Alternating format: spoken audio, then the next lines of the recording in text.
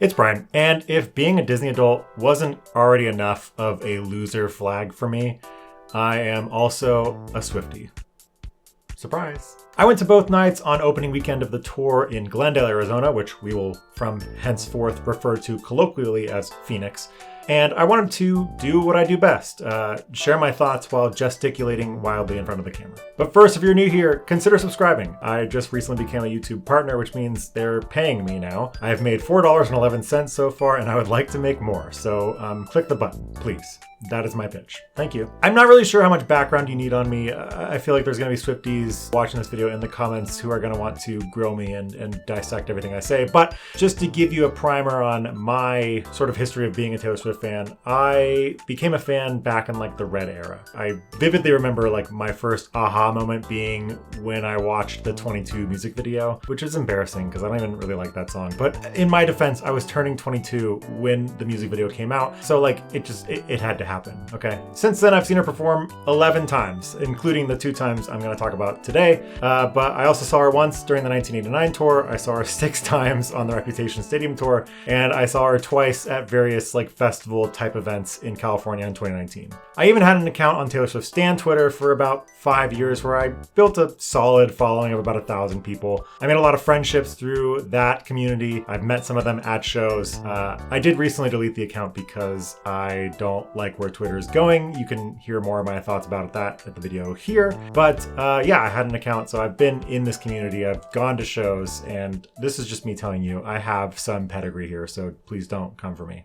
Please. I'm going to lead off this video with the real big part, the concert itself, my thoughts and opinions on the set list, her performance, all of that kind of stuff. And then after that, I'll get into some of the more nitty gritty detail planning pre-show stuff that is not as fun to hear about. And just, you know, any place where I'm going to talk about a spoiler, potentially if you are someone who's trying not to know about the set list or you're trying to go into the show without knowing anything, I will let you know, and I'll put timestamps down below where you can go and skip to the next section without being spoiled on things. So I'll start off by saying something pretty general, and that is that anytime I've gone to a Taylor Swift concert, which has happened a lot, I will invariably have this thought enter my mind, and it happened again on this tour. And I think this is a pretty general statement that can encapsulate the basic feeling of what being at a Taylor Swift show is like. And that thought that always comes back to me is, I just wish that I could bring everybody to this. I wish that anybody could experience this. Casual fans, non-fans, it doesn't really matter. I've been to a lot of concerts in my life. I even worked at a music venue at one point. But I feel like there's something so warm and inviting and just like so vibey, I hate that word, but so vibey about a Taylor Swift concert that it's just a different feeling than other artists that I've seen before. Now, of course, you're paying a lot of money for that vibe. I'm not denying that, but I'm also saying that it's worth it. I just feel like she takes so much care to put on a show that's both, you know, sonically cohesive and exciting and wonderful, but also visually engaging. There's so many interactive elements, and, you know, I'm not saying that other artists don't do this, but it's just something that's always been so packaged up, so nice and neat when you go to a Taylor Swift show. You expect it from her, and she always delivers. Plus, with her demographics being the way they are, you're gonna be with people who aren't afraid to dance and jump and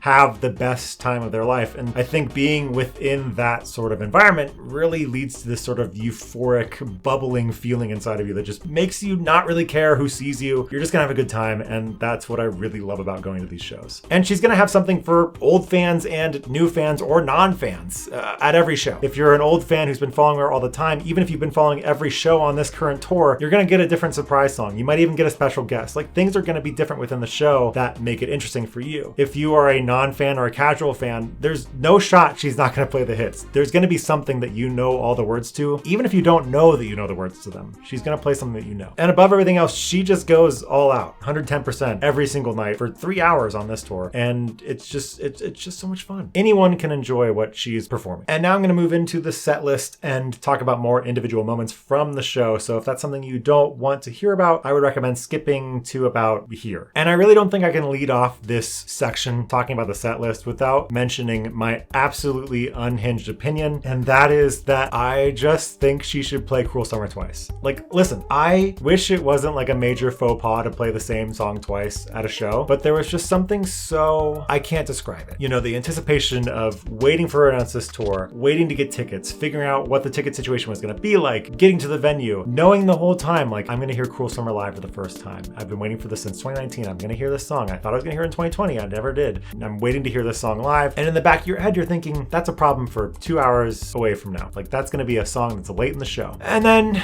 90 seconds into the show, there it is. It's Cruel Summer. And on the one hand, I'm like, I'm foaming at the mouth. I'm like, okay, yes, I'm glad this is happening. I can't believe I'm hearing Cruel Summer live. But on the other hand, I'm like, wait, it's already gone.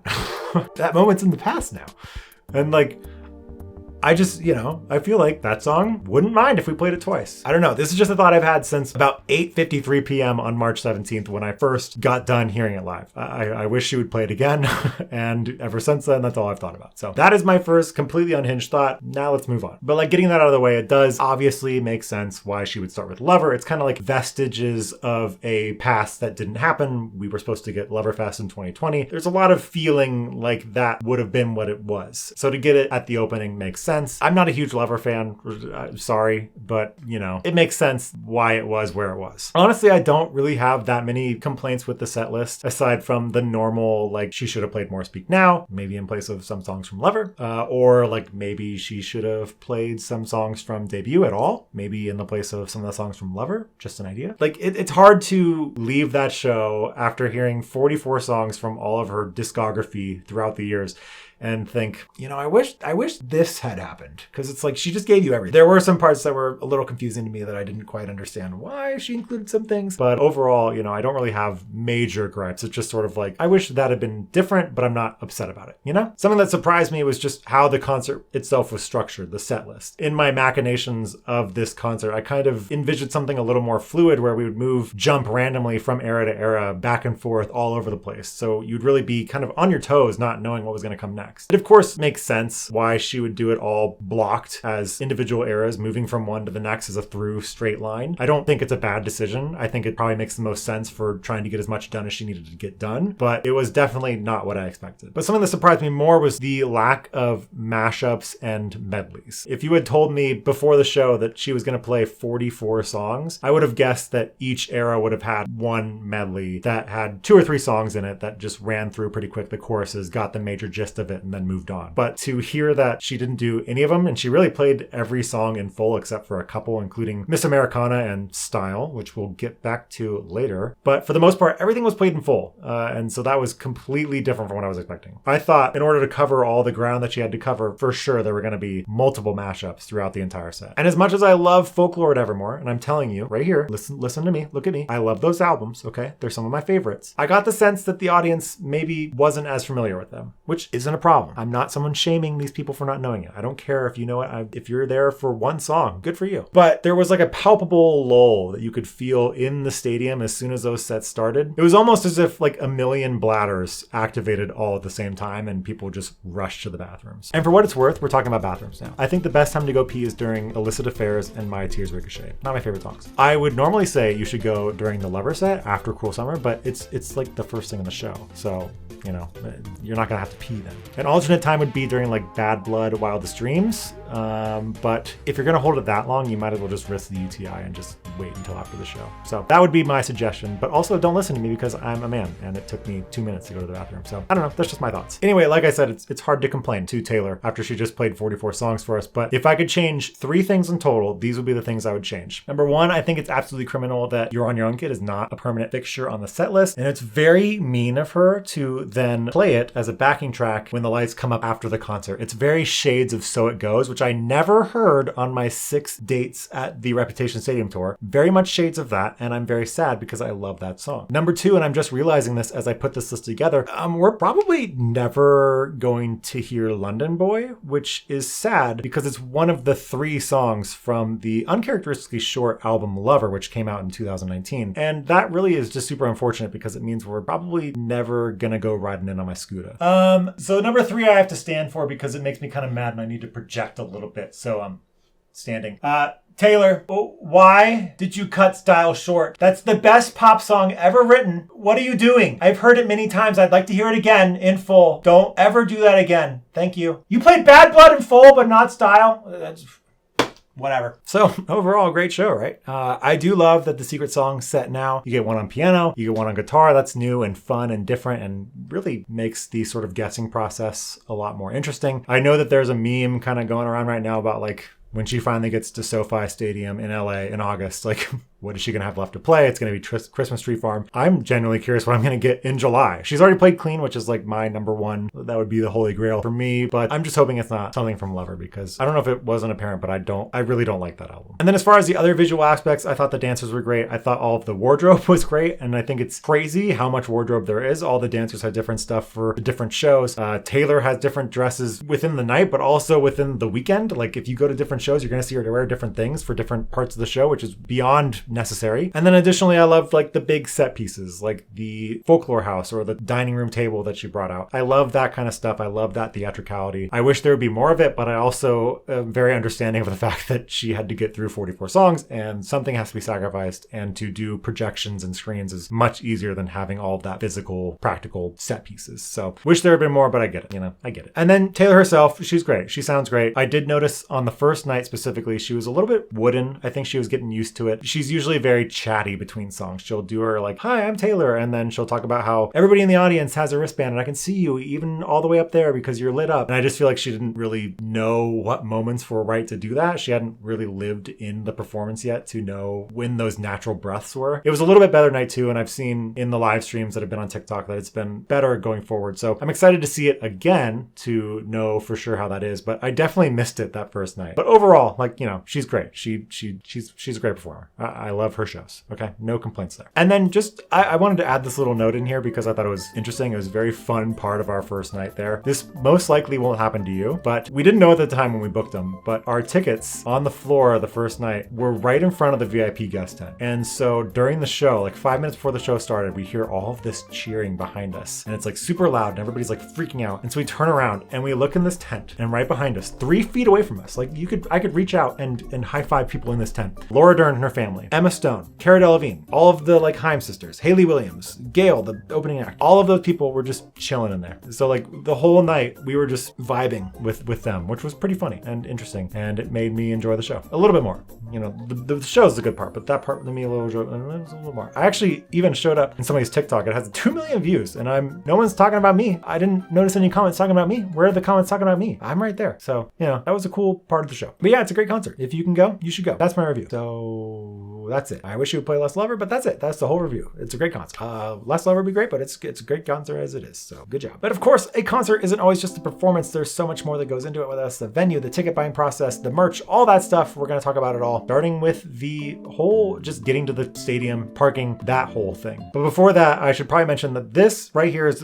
about to be the Wildest Dreams Bad Blood portion of my video. So if you have to go pee, go now. You're not going to miss anything. So let's talk about getting to the venue. And this is something that I feel like you need to know about in advance to be prepared for. It's going to take you forever. I would just suggest to you that whole day is gone. You're only going to the concert. Get there as early as you can and just feel secure in the knowledge that you're there. You're going to make it in time. You're going to be in your seats when everything starts. We got there pretty early. We drove to the venue, parked at the venue, and it took a while. It took probably 45 minutes just to get into the parking lot from like the actual venue itself when you're like on the surface street where the venue is to get into our parking spot. Probably took 40 minutes. Then to walk to the venue is another 30-ish minutes, probably. Security, all that stuff. There's a lot of time that adds up. So you need to give yourself as much time as possible. This show costs a lot of money. I don't want to miss any second of it, and I don't want you to miss any second of it either. So just get there whenever you can. Just get there as early as you possibly can and make it work. Okay? That's what I'm telling you. Also, research the sort of surrounding areas. I know when I went to Reptor in Dallas in 2018, they had, like the big Texas Live place next to the stadium where you could go before the show and grab drinks, hang out with people. At Glendale, they had a big open field right across the street from the venue. You didn't have to scan in to get into it. It was open to everybody, and they had booths there with food cards, bars, photo opportunities with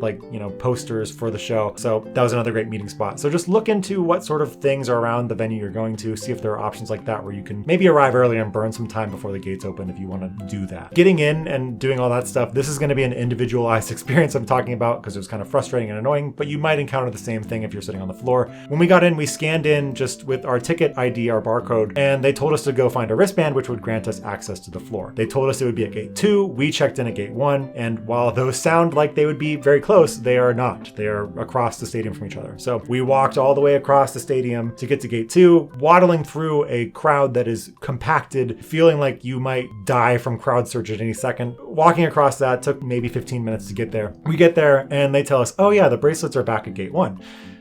We didn't walk back. We just asked as many people as we could find until someone told us what we wanted to hear, which was the bracelets are right here. We found them, we got our bracelets, we went down to the floor. What was really annoying though was after that, I went up to meet a friend up on the concourse, and then I came back down to the floor through just like the aisles on the lower bowl. So like the direct access to the floor from the seats. And there were people there giving out wristbands. So just, know the options that are available to you. You might take some time to find where the floor access is. If you're going to a second show on a weekend, maybe ask some people who were there the night before, see what their experience was with that, because it can be confusing and overwhelming and stressful, and those are not things that you want to experience when you're there. So just keep that in mind. I only want to talk a little bit about the opening acts. This is going to be different for a lot of different shows, so it's kind of pointless for me to mention it. We had Gail and Paramore, and that was one of the main reasons we went to the show, was because my girlfriend is obsessed with Paramore and wanted to see them, and they were only performing at this specific set of shows. So we had to go to this one, obviously. And they were both great, phenomenal. It was wonderful to see them. I feel like a lot of people were surprised by how exciting and energetic and fun Gail's set was. And Paramore,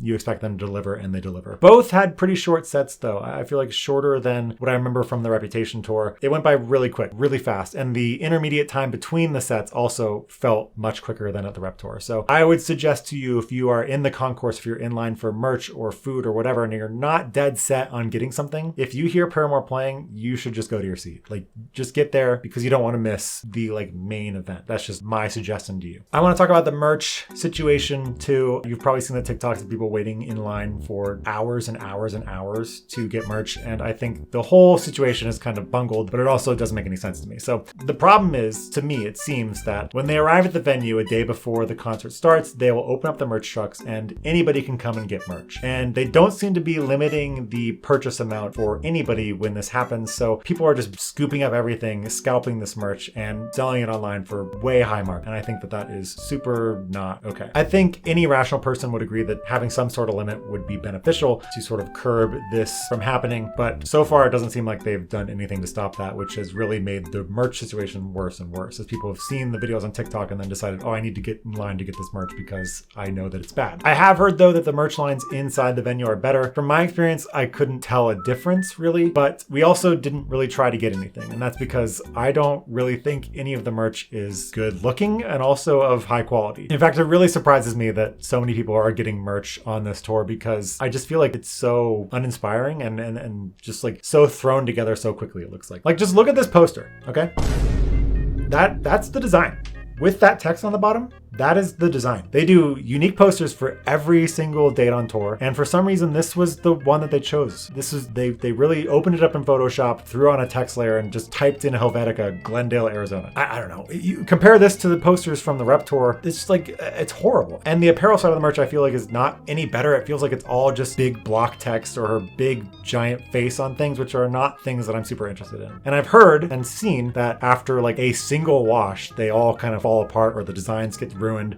So it's just it's poor quality all around, and I don't understand why people are getting it. I will say, seeing all the people going to get the blue crew neck makes me kind of want a blue crew neck just to say that I was there. I get that there's a sort of, cred that you get from having it to show that you were there. But I just feel like none of this warrants the attention that it's getting, because it's all kind of shitty merch. That's just my opinion. If you like it, that's fine. But I think it's very low quality and we shouldn't support it. Yay. And now, of course, you can't talk about this concert without talking about the whole ticketing situation. You probably lived it. You don't need me to tell you directly about it. But I think that there's a lot about this situation that is just so weird and bizarre, and I feel like I just have to talk about it. I want to preface all of this by saying, yes, I know. I got tickets to 3 shows. Okay, I get that. I get that I am not in a position really to speak negatively about this when I am someone who benefited and got tickets. I am not complaining about my results. I am complaining about the overall system. First of all, I think the whole verified fan system is just a load of shit. It's a complete load of shit. There should be no reason why someone who had money reserves previously, who attended concerts, bought merch, bought albums, there should be no reason why that person should be rewarded to have better access to get tickets for a new show over somebody else who might be just becoming a new fan, or maybe they just got a new job and they finally have money to buy tickets for the first time, or maybe they're finally in a city where they are actually able to go see a show. Like, it doesn't make sense that someone who has had money will get rewarded to spend more money again. Like, I don't think that that's fair at all. Like, just looking at it objectively, the whole system, it's very flawed and it doesn't make any sense. The bigger problem is that, yes, they've implemented it. Yes, that is the system. It doesn't even seem like it works. Like, if you're going to have a system, at least make it work, and it doesn't seem like it even works. This is where I'm going to complain a little about my results, but not in a way that's like, woe is me, more in a way of like, this didn't even work the way it was supposed to. The people who probably should have gotten tickets didn't. So as I've mentioned, I had tickets to 6 of the Reputation Stadium tour dates. I have bought plenty of merch in my time, probably over $1,000 worth of merch and albums and all of that kind of stuff. And additionally, I had tickets to every single date of the Loverfest tour in the US, all 4 of them, plus one in Norway. I think I might have been one of maybe 15 to 30 people in the world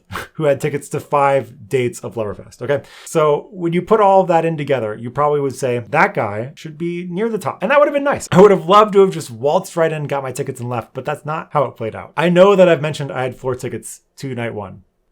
It's not how it happened when it started. Just like the rest of you, when those tickets dropped that first day, I waited in the queue for 8 hours probably, I think. And the best tickets I could get were nosebleeds, which is fine. You're still in the venue. Like, I'm not complaining about that. I think I was upset about it in the moment, but when I realized the sheer demand and how things were playing out, I realized, wow, I'm lucky to just have tickets. So that aspect of me changed. But I still think it's kind of like, how does this person wait 8 hours in line? And if it was just me, that's fine. You know, I got my tickets, whatever. But by and large, I feel like the system did not give preference to the people who it said it was going to give preference to. I feel like I read more often than not that the accounts that actually got access codes and pre-sale codes were ones that family members of the person going to the concert had signed up for, like in a desperation move, just as like a last ditch effort of like, maybe this one will work. Maybe I'll get a pre-sale code with this one. And it's just like, these are people who have never engaged with the music, never engaged with merch sales or anything like that. And yet they're the ones who got the code. So like, it just seemed like in totality, the system never worked as intended, which is fine because it's a bad system. Like that, I want to make sure that's clear. I think it's a terrible, terrible system. But if you're going to have it, make it work. And I don't think that it did. But the strangest part about the experience, and the one that I still like feel a little weird about, is that they just sold more tickets later.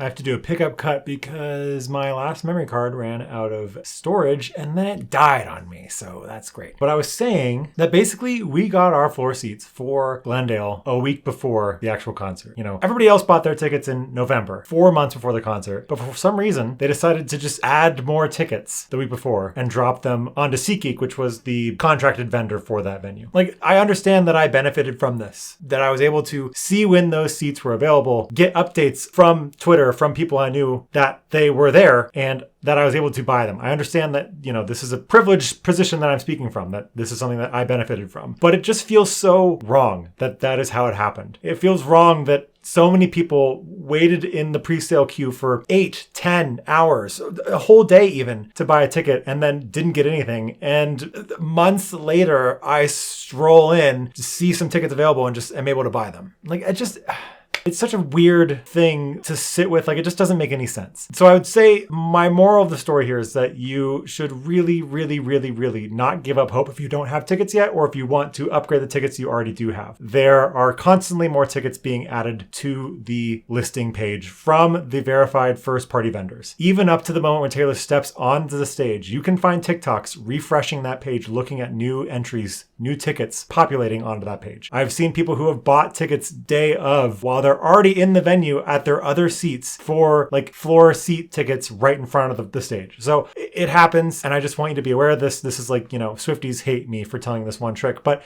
keep looking. Please keep looking. It's ridiculous that this is happening, but you could luck out and you could get some good tickets, and that's what happened to us. So that would be my advice, is just to keep trying, especially like a week or more out from your show. Just look, see what's there, keep refreshing, keep tabs on Twitter, see if there's been any updates there about when tickets might go on sale.